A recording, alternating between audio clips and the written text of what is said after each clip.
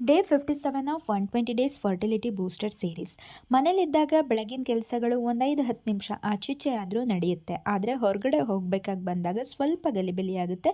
ಇವತ್ತು ಹಾಗೇ ಆಯಿತು, ಯಾಕಂದರೆ ಒಂದು ಮುಖ್ಯವಾದ ಕೆಲಸದ ಮೇಲೆ ಹೊರಗಡೆ ಹೋಗೋದಿತ್ತು. ಇಷ್ಟು ದಿನ ಬೆಳಗ್ಗಿನ ಯೋಗಾಭ್ಯಾಸ ಮುಗಿಸಿ ಆಮೇಲೆ ಉಳಿದ ಮನೆ ಕೆಲಸಗಳನ್ನ ಮಾಡ್ಕೋತಿದ್ದೆ.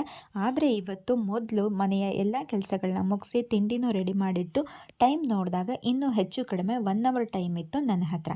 ಹಾಗಾಗಿ ಅರ್ಧ ಗಂಟೆ ಯೋಗ ಮಾಡಿ ಇನ್ನು ಅರ್ಧ ಗಂಟೆಯಲ್ಲಿ ರೆಡಿಯಾಗಿ ಹೋಗ್ಬೋದು ಅಂತ ತೀರ್ಮಾನ ಮಾಡಿಕೊಂಡು ಯೋಗಾಭ್ಯಾಸ ಶುರು ಮಾಡಿದೆ.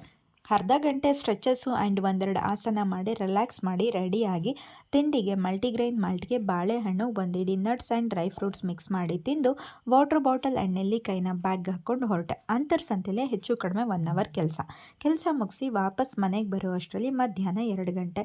ಮನೆಗೆ ಬಂದು ಫಸ್ಟ್ ಒಂದೆರಡು ಗ್ಲಾಸ್ ನೀರು ಕುಡಿದು ದಣಿವಾರಿಸ್ಕೊಂಡು dosa, mushroom gravy and fish fry ತಿಂದು ಹೊಟ್ಟೆ ತುಂಬಿಸ್ಕೊಂಡೆ.